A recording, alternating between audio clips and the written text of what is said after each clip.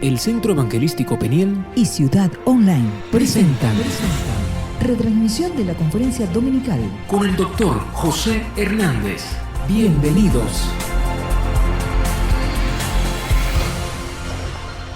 Jesús expresó que siempre ha habido una ausencia de gente comprometida. Pues el ministerio de Jesús se caracterizó por eso, porque andaba buscando. La Biblia dice que Jesús vino ¿a qué? A buscar. Así que la respuesta de gente para que se comprometa no es tan fácil, hay que insistir. Y Jesús durante su ministerio estuvo insistiendo en esa búsqueda de hombres y mujeres que se comprometieran, no solamente con el hecho mismo de la salvación, sino que se comprometieran en servir. Y en una ocasión Jesús sentenció lo siguiente: los obreros son pocos. Y si son pocos, es porque no hay una respuesta de parte de ellos para el compromiso. Y he visto que el voluntariado está ampliamente relacionado con el servicio. Así que hay dos extremos importantes que se unen: el extremo del voluntariado y el extremo del servicio.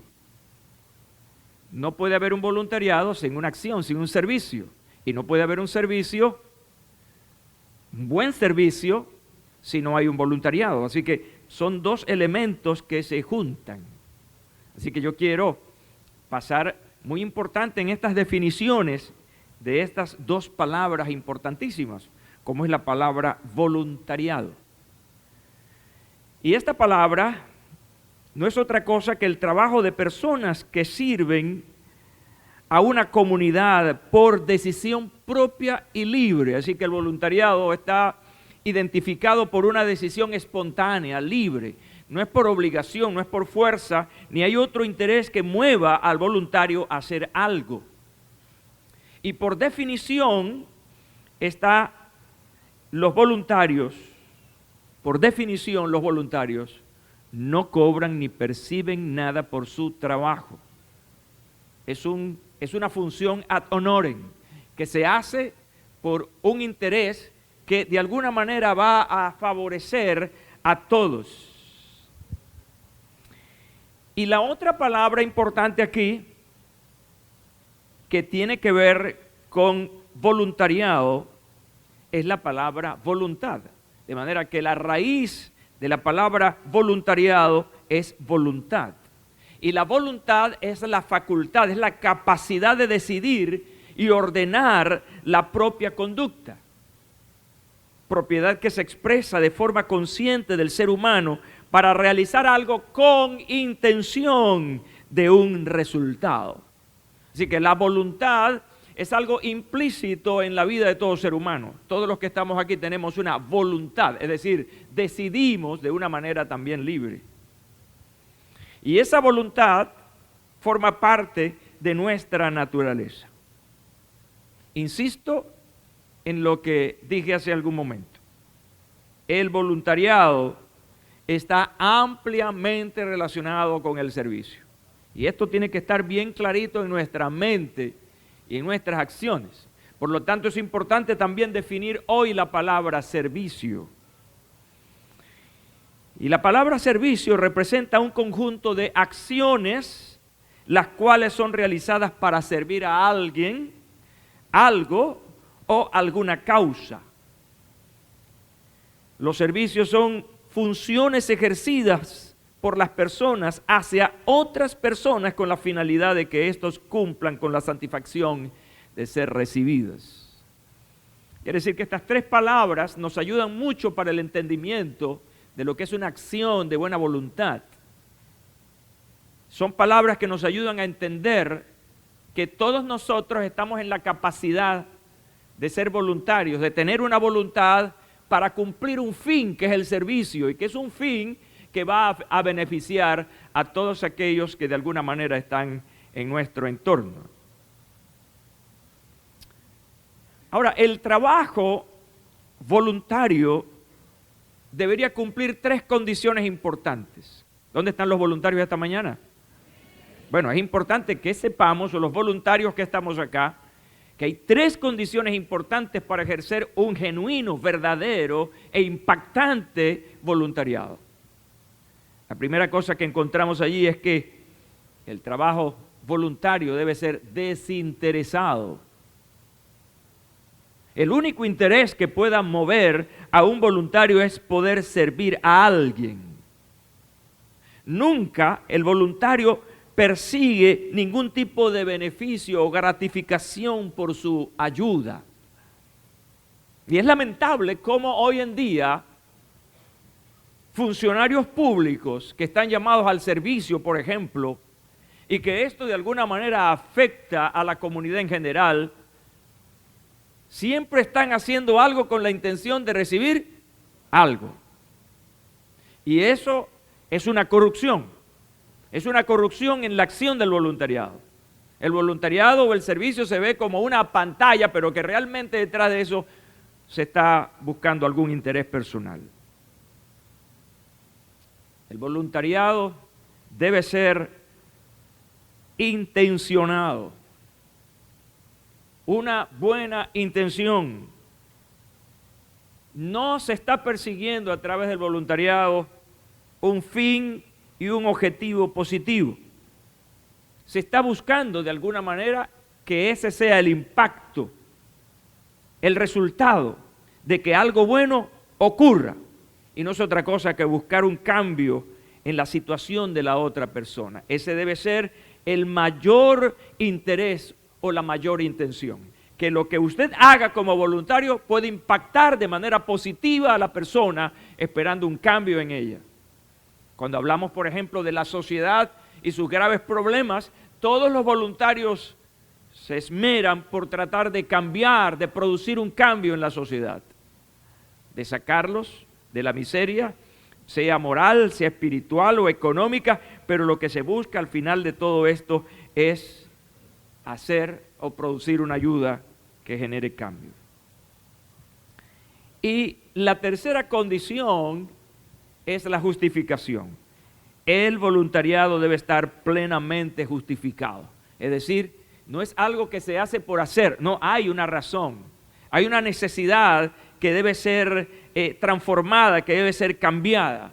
El voluntariado responde a una necesidad real de la persona que nos rodea.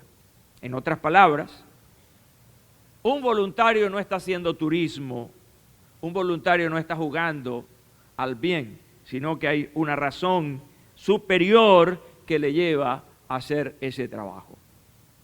Entonces, estas 3 condiciones deben estar clarísimas para, es lo que yo llamaría la ética del voluntariado en estas 3 acciones importantes. Estoy haciendo una introducción un poco larga porque para mí es vital que entendamos el concepto, que entendamos las razones de lo que es el voluntariado. Y hemos estado precisamente durante esta primera semana orando por esa consecución de hombres y mujeres voluntarios. Pero nadie va a responder a algo que no conoce. Por esa razón me esmero un poco en esta extensa introducción. Yo quiero compartirles algo que encontré que me pareció interesante, y es cómo reconocer realmente a un buen voluntario. ¿Cuáles son las características de un buen voluntario? Yo quiero que usted atienda a cada una de estas cosas porque es muy probable que te sientas retratado allí, y si hay alguna cosa que no forma parte de la característica de tu voluntariado, entonces la idea es mejorar, es transformar esa condición. Número 1, esta característica es importante. Un voluntario es disciplinado, es consciente de una realidad y de su papel como ciudadano. No espera una retribución económica. Número 3, es perseverante, caritativo y ama al prójimo. Número 4, tiene ambición pero por construir y ver un mundo mejor sin querer ser el centro de los aplausos. Sabe que los buenos resultados toman tiempo, pero aún así se esfuerza para que cada día cuente. Número 6, aunque entiende su rol, es práctico, es proactivo, busca siempre mejorar lo que hace por el bien de la comunidad por la que trabaja. Me encanta esta parte. Es la renovación constante del voluntario. No se compromete cuando sabe que no puede cumplir. Número 8, sus acciones tienen coherencia con sus palabras. Muy bueno. Un buen voluntario no habla a espaldas de la organización a la que ayuda. Tiene una relación importante con sus acciones y sus palabras y que coadyuvan a la organización con la cual está comprometido.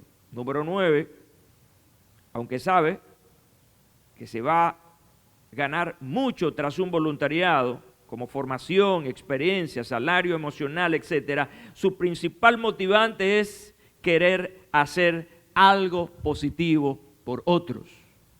Y número 10, no involucra sus problemas personales en el lugar donde realiza su acción social o involucra sus malas experiencias en el quehacer de sus deberes. Hay una separación entre su realidad personal, sus problemas y lo que está haciendo a favor de otras personas. Cuando mezclamos nuestras situaciones personales, contaminamos nuestra acción hacia otros. ¿Está claro eso? Cuando involucras tus problemas personales con lo que estás haciendo en favor de otros, lo contaminas y en vez de hacer un bien, estás haciendo un gran mal. Una característica importante de un buen voluntario, una buena voluntaria, es que disfruta lo que hace. ¿Y por qué lo disfruta? Porque es su voluntad, porque está comprometido con eso y porque está esperando lo mejor, el mejor resultado de lo que está haciendo. Y por último, puede bien comprometerse activamente o solo en su tiempo libre, pero siempre con la convicción de que ayudar es un compromiso que nace desde el corazón y no una obligación. Interesante, ¿verdad? ¿Se sintieron retratados allí? ¿O hay que volver a tomar la foto? Nos conocemos y sabemos cuando hay una coincidencia, una relación entre lo que estoy escuchando y lo que realmente soy. Entonces, con esto me estoy introduciendo en la conferencia de hoy para hablarte acerca del importante y crucial asunto del voluntariado desde este título importante, alcanzando cambios mediante el voluntariado. Un voluntario honesto va a generar cambios y es lo que queremos en nuestro entorno más cercano y quizá, dependiendo de nuestro nivel de influencia, más allá de eso. Voy a citar la narrativa registrada en Hechos capítulo 6, versículos 1 al 4. Durante esta semana, en las oportunidades que he tenido que hablar en algún tiempo de ayuno, he hecho mención al capítulo 6, versículo 1 al 4 de los Hechos de los Apóstoles. Y ahí me ha parecido eso interesante porque esto se da en el marco del inicio de la iglesia en Jerusalén. Y ustedes saben que todo comienzo no es fácil. Todo comienzo es difícil. Y el comienzo de la iglesia del Señor Jesús no fue tan fácil. Y encontramos lecciones importantes que nos ayudan a nosotros a crecer. Precisamente allí, en este pasaje, hay registrada una crisis, pero también hay una solución. Y lo interesante es que dentro de esa solución estuvo presente el voluntariado. El voluntariado para resolver una situación puertas adentro de la iglesia.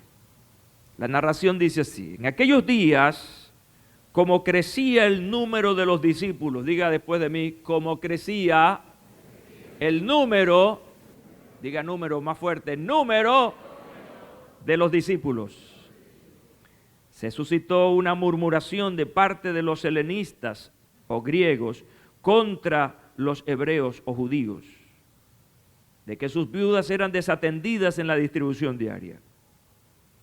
Así que los 12 convocaron a la multitud de los discípulos y dijeron: no conviene que nosotros descuidemos la palabra de Dios para servir a las mesas.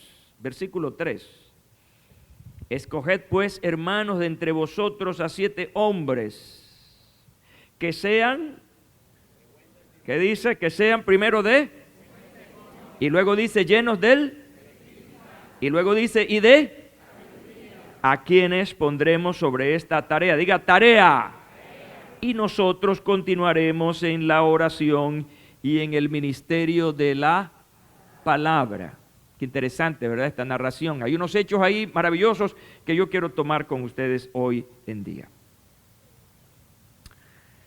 Una verdad que se expresa aquí, que no solamente ocurrió en el momento histórico que estamos leyendo,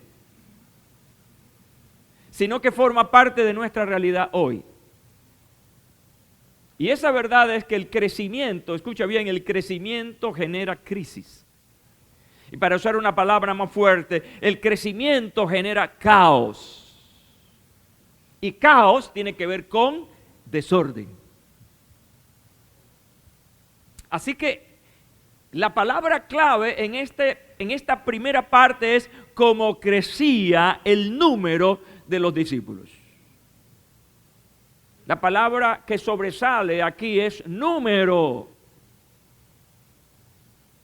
Y cuando tú tienes mucho y tienes poco, no logras controlar.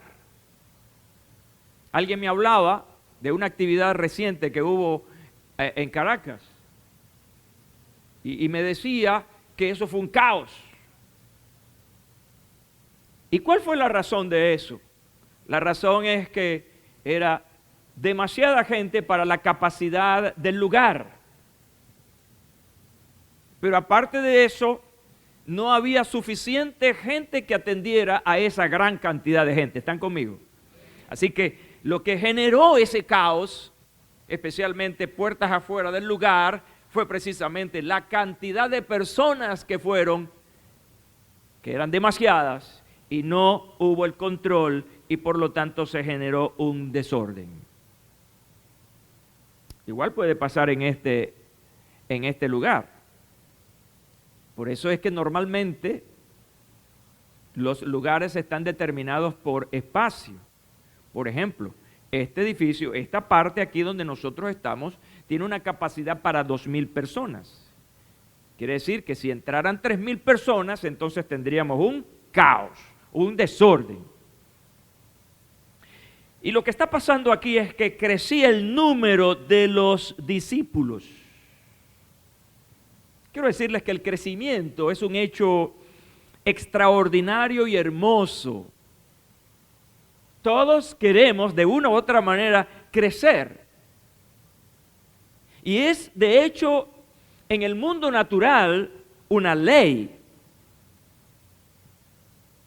Los árboles crecen, se desarrollan. Las grandes montañas que vemos hoy en día comenzaron con un solo árbol. Y eso de alguna manera fue generando ese crecimiento. En el mundo natural, el crecimiento de una planta, el crecimiento biológico de las personas. ¿Cómo era usted cuando tenía 1 año de edad? Era más económico, ¿sabe? Ahora sale más caro porque ahora la ropa es más grande, todo es más grande. Y todo eso es producto de un crecimiento biológico. El crecimiento de una familia. ¿Cuántos son ustedes? Somos 12. Ave María. ¿Y cuántos comenzaron? 2. ¿Y ahora cómo hacen para vivir? Bueno, se quieren tanto que duermen juntos todos. Y eso ha ocurrido en toda familia. Pero este hecho también ocurre en el mundo secular. El crecimiento de una ciudad, una pequeña aldea, luego un pequeño pueblo, y ahora son ciudades extremadamente grandes. O en el crecimiento económico de una persona. Quiere decir entonces que el crecimiento es algo maravilloso, es hermoso y satisfactorio. Y este hecho también es anhelado por los líderes de la iglesia. ¿Qué pastor no desea que su iglesia crezca numéricamente? El número en el crecimiento de la iglesia es algo que todo líder, que todo pastor aspira. Y en esta lectura que hemos hecho hoy, se dice que la iglesia estaba creciendo. Y poniéndome yo en la posición de los apóstoles de aquel momento, pues estaban contentos, estaban satisfechos. Una iglesia que había crecido de manera rápida. Fue un ascenso increíble. Así que podemos concluir que el crecimiento como tal genera alegría, satisfacción y también genera una cosa que se llama motivación, el deseo de seguir adelante.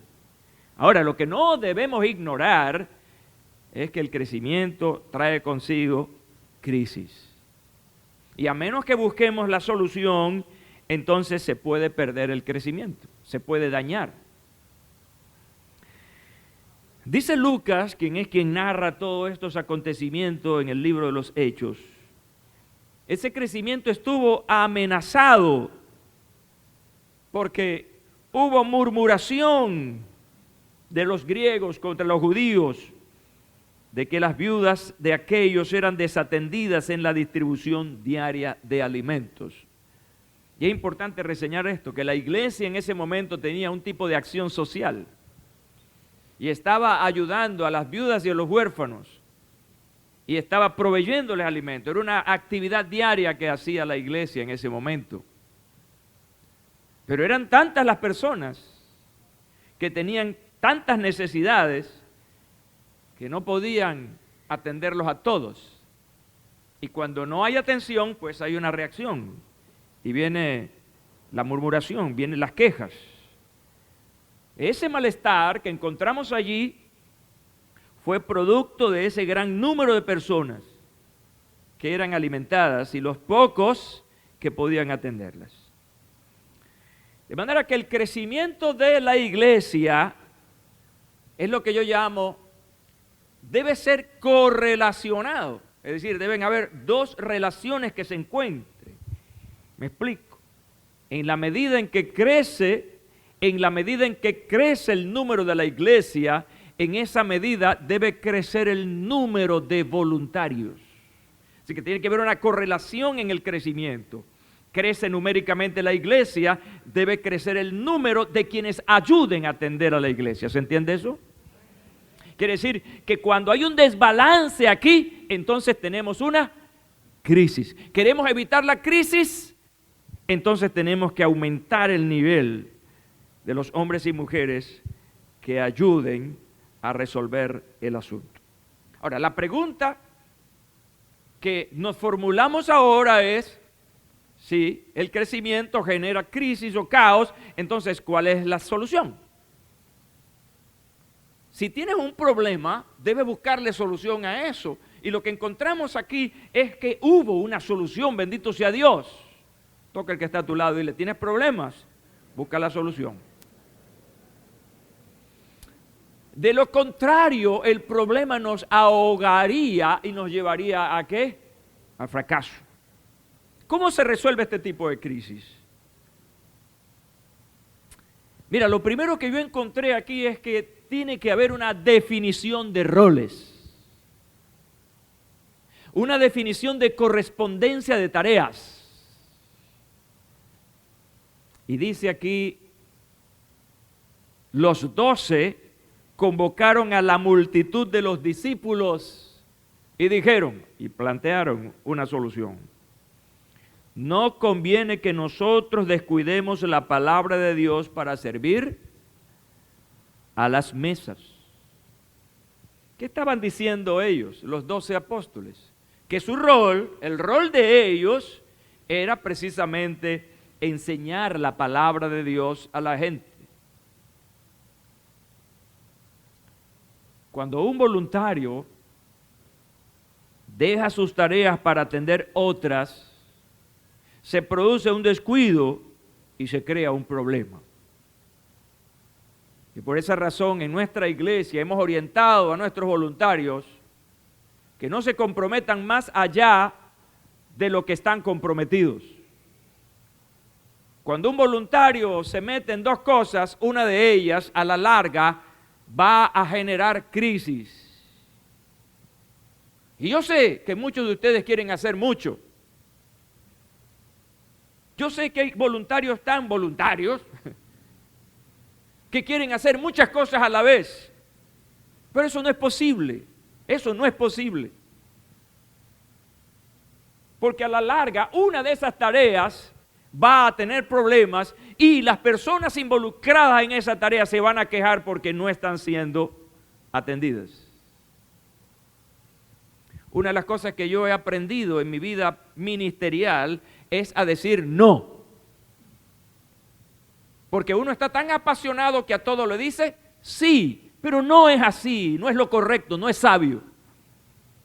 En las características que vimos acerca de un buen voluntario, aprendimos que él no debe decir sí a todo y que tiene que manejarse dentro de un espectro de acción posible para él.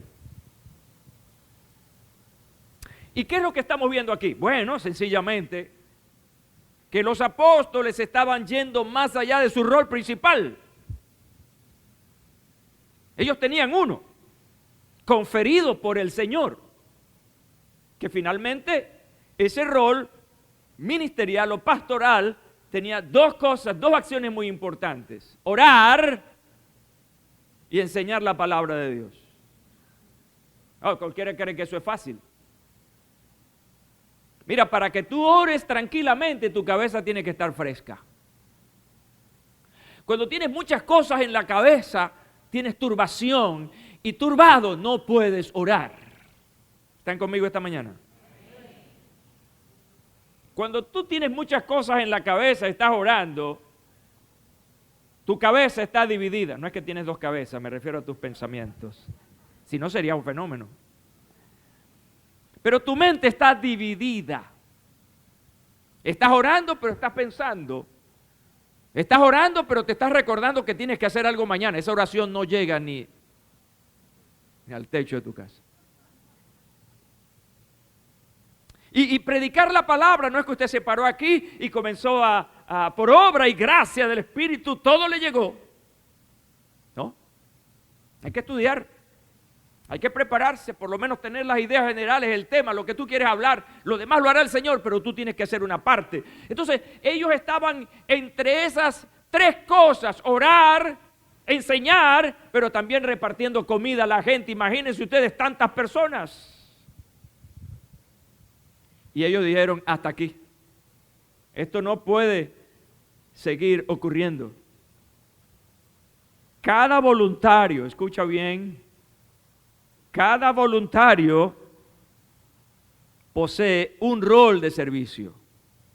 Algunos oran, otros cuidan, otros enseñan, otros cantan, otros tocan un instrumento musical, otros están pendientes de las partes técnicas y así sucesivamente. Cada uno de nosotros tiene una tarea para atender.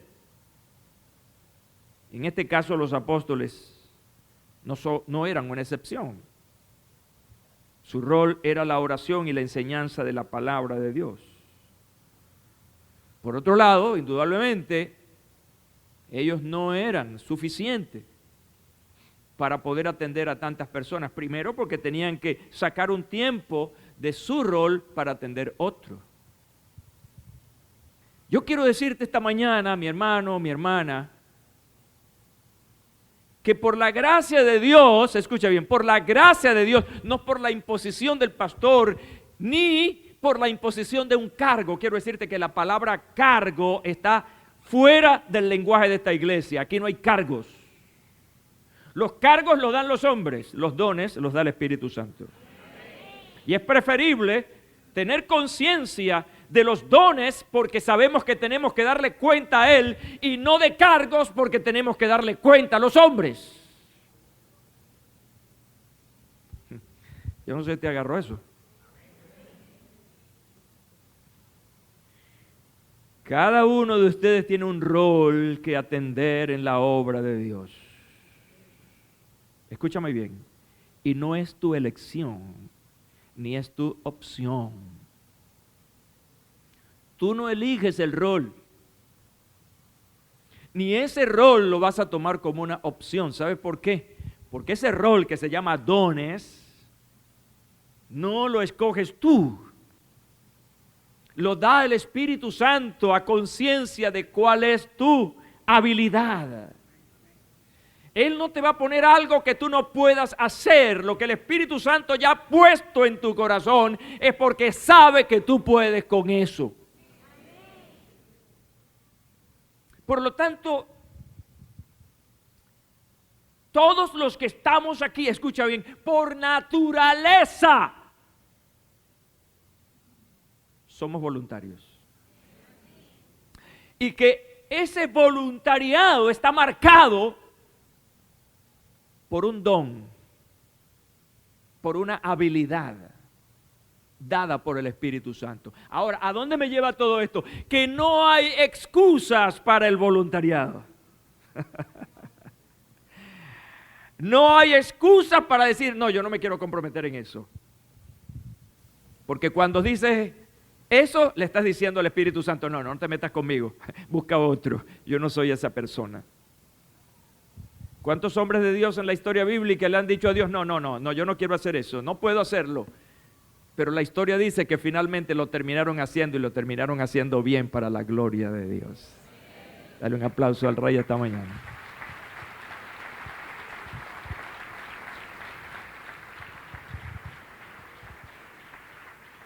Moisés, Jeremías, Jonás, y pudiéramos hacer esa lista larguísima, dijeron a primeras de cambio, no. Pero resulta que lo que se estaba incubando en su corazón no era un llamado humano,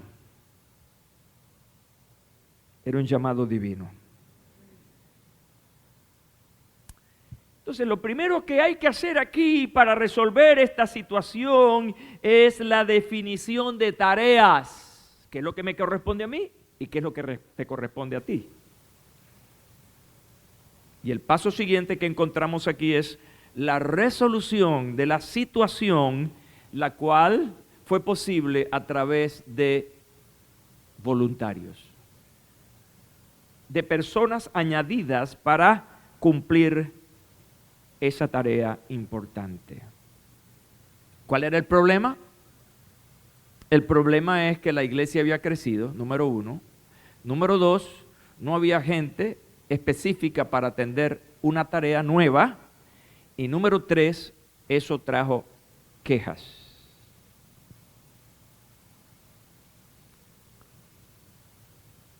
Escoged pues, hermanos,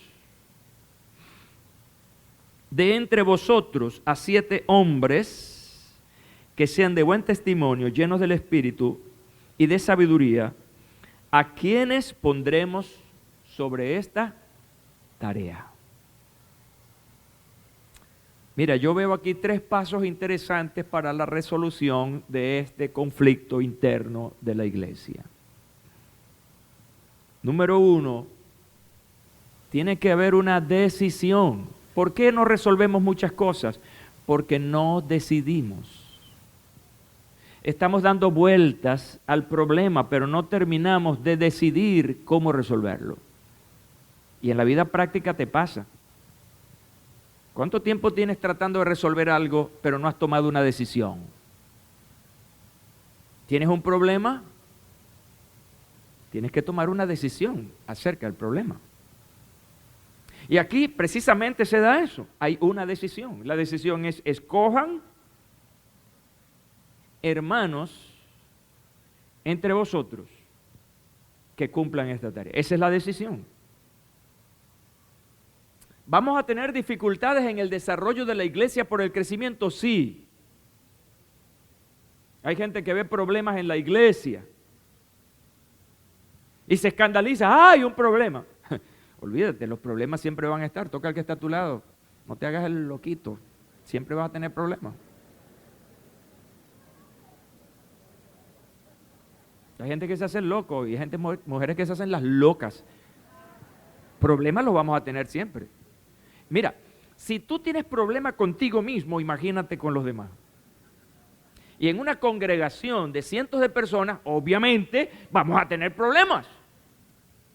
Ahora, ¿qué vamos a hacer con los problemas? Nos vamos a poner a llorar, vamos a protestar. No. Hay que ser proactivos y entonces tenemos que ir buscando las soluciones a esos problemas. En cada ministerio, escuchen, en cada ministerio local, en cada ministerio de esta iglesia hay problemas. Ahora, ¿qué están haciendo los ministros? Atención, ministros. Están llorando, están quejándose. Pastor, ¿qué hago? No, usted fue puesto allí por el Señor. Usted va a buscar soluciones.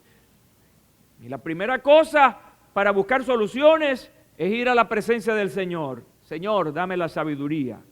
Que venga la palabra de sabiduría. Pero hay que buscar soluciones y las soluciones tienen que ser asertivas. Escucha bien. Nada de violencia, nada de imposiciones, nada de pelear. No. Ministros malcriados no queremos. Queremos gente centrada. Dígame a eso. Número 2, el segundo paso es importante. Hay que establecer requisitos.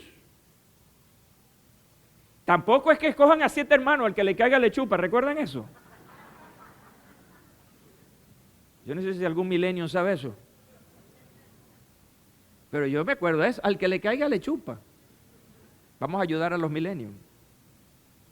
Queríamos escoger a alguien para el juego y lanzábamos algo al que le caía, ese es mío, ese es de mi equipo. Por eso, al que le caiga le chupa. Es una expresión muy coloquial, muy venezolana, así que los que están por allá lejos, bueno, que el Señor les ayude a entender eso. No es así, no es una cuestión aleatoria. Mira aquel, el del calvito, tú ven, vente para acá. No, momentico. Se establecen requisitos. Y aquí fueron muy específicos. Buen testimonio, llenos del Espíritu y de sabiduría. 3 requisitos importantes que cada uno de esos hombres tenían que tener. Y todos son importantes. El testimonio tiene que ver con la moral, ¿saben? Y todo aquel que va a liderar tiene que tener moral. Que no tenga de qué señalarlo.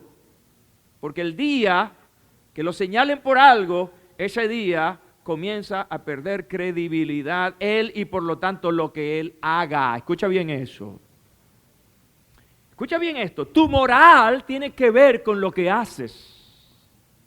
Hay gente que quiere desprenderse de eso. No, señor, eso es un matrimonio. Tú, con lo que haces, estás casado. Lo malo que hagas te raya a ti. Y no solamente a ti, sino también a los que están a tu alrededor. Entonces, la moral, pero también hay un elemento espiritual aquí. No solamente está hablando de buenas costumbres, sino que está hablando también de algo espiritual, lleno del Espíritu. Es decir, alguien en plena y constante comunión con el Espíritu Santo, que vive según los preceptos del Espíritu de Dios, es una persona espiritual. Una persona que no solamente va a ver a la gente desde una perspectiva ética o moral, sino que la va a ver también como lo que es, como un alma que necesita de Dios. Y número 3, dice, y de sabiduría. La palabra sabiduría es una palabra muy diferente a la palabra inteligencia. ¿Están conmigo hoy? La inteligencia tiene que ver con conocimiento. La sabiduría tiene que ver con lo operativo. ¿Están conmigo hoy? Ay, Señor, algunos se me han ido. Ciérreme la puerta. La inteligencia tiene que ver con lo que sabes. La sabiduría tiene que ver con lo que haces, cómo hacerlo. ¿Están conmigo? Hay gente que sabe mucho, pero son brutos. Perdonen la expresión. Ay, por favor, perdonen. saben mucho, pero no saben cómo desarrollar el asunto. Conocemos a profesionales muy buenos, muy sabios, pero no saben relacionarse con las personas. Pasa mucho en el gremio médico, con el perdón de los médicos, y usted no se sienta incluido en esta lista. Me refiero a los médicos porque los médicos deben tener una sensibilidad extraordinaria, porque están tratando con personas enfermas que necesitan apoyo. Y diagnostican rápido, pero no saben cómo manejar a ese paciente desde el punto de vista humano. La sabiduría busca soluciones, por eso hay una gran diferencia entre la palabra de ciencia y la palabra de sabiduría. Me refiero a los dones del Espíritu. El don de la palabra de ciencia tiene que ver con descubrir, con saber más allá, descubrir la situación personal o en el ambiente. Pero la palabra de sabiduría es el consejo, es la palabra que genera una solución, una salida. ¿Están conmigo esta mañana? Tercer nivel de discipulado. Así que no es tan fácil, hay que le caiga le chupa. No es aleatorio tampoco. Personas específicas que cumplan con estos requisitos. Y el tercer paso, escucha bien, mira cómo va el asunto. El tercer paso tiene que ver con la designación de tarea. Ok, escogemos a 7, tienen que tener este requisito. ¿Y qué es lo que van a hacer? ¿Saben una experiencia? Una experiencia que tuvimos y la tuve yo en lo personal. Estábamos comenzando nuestra iglesia, teníamos una estructura muy escuálida, muy pequeña, porque éramos pequeños. Así que éramos nosotros los pastores, mi esposa y yo, y teníamos un equipo de diáconos. Y esos diáconos, obviamente, tienen que tener el don de servicio, de atender cosas y a las personas. Y entonces cuando nos reuníamos para evaluar cosas, y yo preguntaba, mira, ¿qué pasó con ese bombillo? Para poner un ejemplo, esos bombillos que están quemados, ¿quién le toca, quién le corresponde eso? Y todos se veían la cara. Porque un error mío es que para mí eran toeros. Usted sabe lo que es un toero, ¿eh? No es torero, toero. Es decir, hace de todo. No había definición de tareas. ¿Y qué generaba eso hacia ellos? Confusión y culpa. No te toca a ti, nosotros conmigo, ¿me entiendes? Y precisamente en ese tiempo yo estaba haciendo una licenciatura y la materia que me tocaba estudiar tenía que ver con administración. Y allí aprendí que cada individuo debe tener una clarísima definición de funciones. Así que cuando regresé de mis estudios, lo primero que hice fue establecer a cada diácono una función especial. No sé si por ahí está César Muñoz. ¿Dónde está César? Levanta la mano. Allá está César. Ponte de pie, César. César es uno de nuestros diáconos más, no voy a decir más viejo porque él no es tan viejo. Viejo soy yo. Pues recuerdo que a César le tocó esa parte de estar pendiente de las cosas de nuestro edificio. Siempre recordamos eso con humor, porque César cuando se levantaba y daba su informe dice, se cambiaron tantos bombillos. Me acordaba yo, Dios mío, del bombillo. Pero ¿qué pasa con eso? Cuando hay una definición de funciones o de tareas, tú sabes a quién le vas a pedir cuentas sobre algo. Y esa persona sabe que es él el responsable. Están conmigo esta mañana. Y aquí hay una clara definición o designación de tarea. ¿A quiénes pondremos sobre esta tarea? Claramente. ¿Cuál es la responsabilidad de Dios? Repartir comida. Atender a las personas en lo que a la alimentación se refiere. Así que habían dos tareas muy importantes en esta naciente iglesia. Número uno, los que atendían la parte social y los que atendían la parte espiritual. Los apóstoles eran los responsables de la tarea espiritual, orar y enseñar la palabra de Dios, pero estos 7 hombres tenían la responsabilidad de atender a esta cantidad de personas en la alimentación diaria. Interesante, ¿verdad? ¿Y a dónde llegamos con esto? A la resolución de un conflicto. ¿Cómo resolvió la iglesia este problema? Designando voluntarios. ¿Cómo vamos a resolver nuestros problemas? Bueno, teniendo gente que atienda a gente. Y gente, número uno, de acuerdo a estos pasos, escogerlas, establecer requisitos y hacer una clara designación de lo que van a hacer. Quiero terminar con esta tercera y última idea esta mañana. La iglesia o la congregación, voy a usar el término mejor, congregación. La congregación se debe a la organización. Diga, organización. ¿Cuántos les toca organizar? Levanten la mano. Yo creo que a todos. Porque si usted no organiza su cuarto, hermano, hermana, usted está raspado. Hay habitaciones que usted entra y parece que ahí hubo un Twitter. Usted sabe lo que es un Twitter, ¿verdad? Pasó por ahí un huracán. Y eso es horrible. Cuando éramos menos, la visita pastoral, yo recuerdo que llegaba a algunas casas y tocaba, pero bueno, y aquí que no hay nadie. ¿Qué pasa? Y tocaba, y cuando ya iba a dar la vuelta para venir, ¡ay, pastor! Yo como soy medio inocentón, para mí era normal.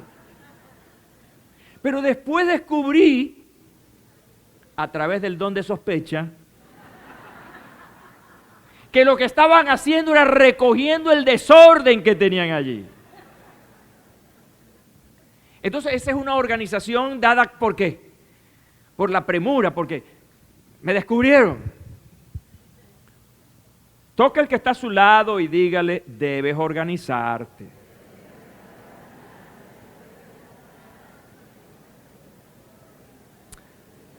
Una característica importante en un individuo, hombre o mujer, es la organización. Y perdonen que diga esto este día, pero algunos, no muchos, desórdenes que uno consigue en la casa de Dios se debe a que algunos traen su mentalidad de desorden a la casa de Dios. Y no debe ser así. Es más, en la casa de Dios enseñamos para que tu casa esté en orden. ¿Qué es organización? En pocas palabras, poner cada cosa en su lugar.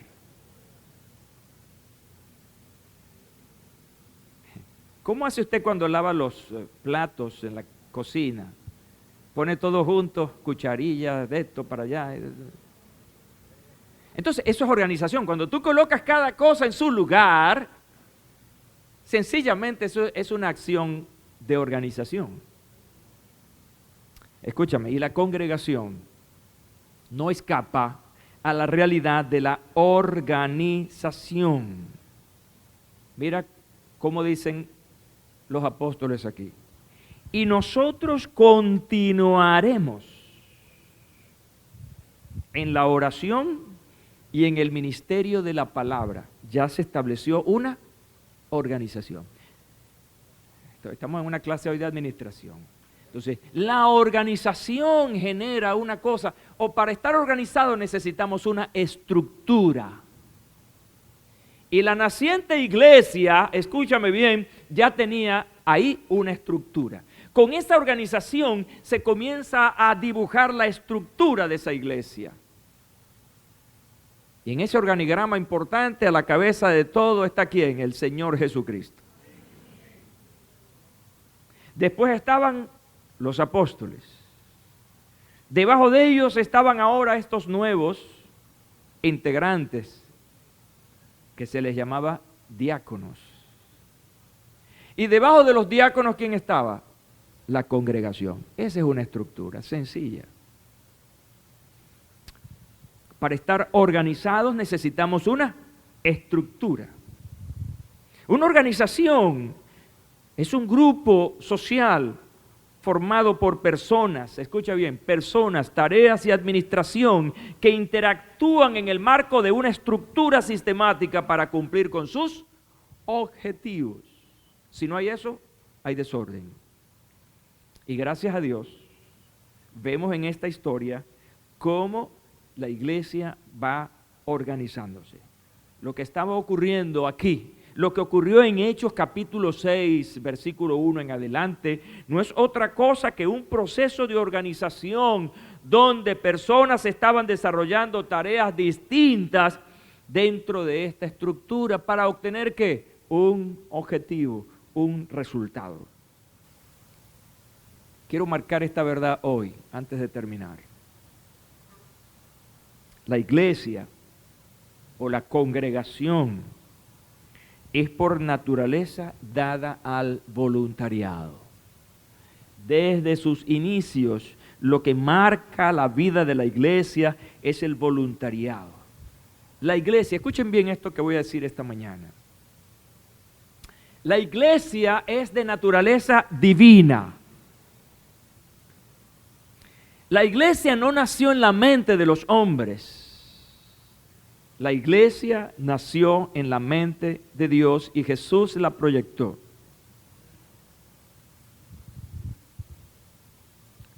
Con la declaración de Pedro,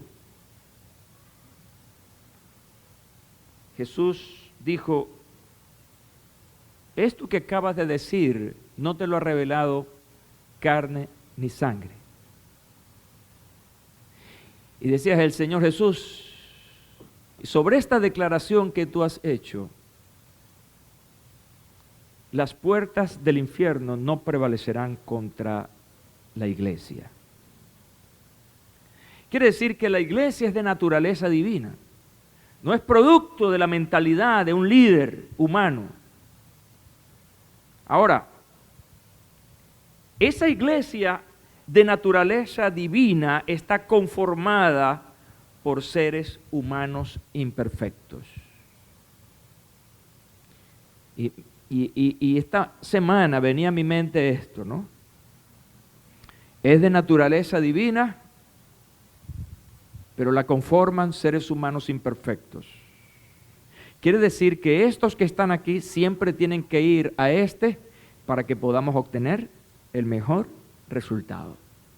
¿Qué es lo que pasa cuando la iglesia no actúa según su cabeza, según su organizador, su creador, que es Jesucristo? Cometemos errores. Por lo tanto, nos sentimos obligados a que cada cosa que decidamos tenemos que contar con el visto bueno, con lo que Él determine para su iglesia. De lo contrario, tomaríamos decisiones imperfectas. Cuando una iglesia no busca en el perfecto ayuda, todo lo que haga será imperfecto. Es por esta razón que lo que hagamos debemos buscar la ayuda del Señor. Así como en esta historia, en esta narración, se buscó o se encontró solución mediante el voluntariado, hoy en el Centro Evangelístico Peniel no somos una excepción. Mientras hayan más voluntarios, más rápido y en mejor forma podemos dar respuesta a nuestras necesidades y a nuestras demandas. Esta iglesia es una iglesia en crecimiento y así como vamos creciendo numéricamente, tenemos que ir creciendo también en el voluntariado. Yo te invito a ti, mi hermano, mi hermana, que todavía no estás comprometido. Sí, muy bien, eres miembro de esta iglesia, vienes, cantas, adoras, alabas, te gusta, todo bien, pero no tienes un compromiso. No has ofrecido tus dones, tus habilidades para ayudar. Necesitamos ayuda. ¿Sabes qué? Yo oí hace algún tiempo a alguien que se fue de esta iglesia y me dijo, pastor, yo veo que ya esta iglesia aquí, yo no soy necesario. Aquí hay mucha gente que puede hacer lo que... Yo me voy a buscar una iglesia chiquita para ayudar allá. La gente cree que porque una iglesia, una congregación ya tiene cierta cantidad de personas, ya no necesita más nadie. No, escucha, mientras más gente una iglesia tenga, más gente se necesita para atender a esa gente. Es una regla. Así que tú eres necesario para servir en el desarrollo y la extensión de esta congregación, en la extensión del reino de Dios. El Centro Evangelístico Peniel y Ciudad Online presentaron retransmisión de la conferencia dominical con el Dr. José Hernández.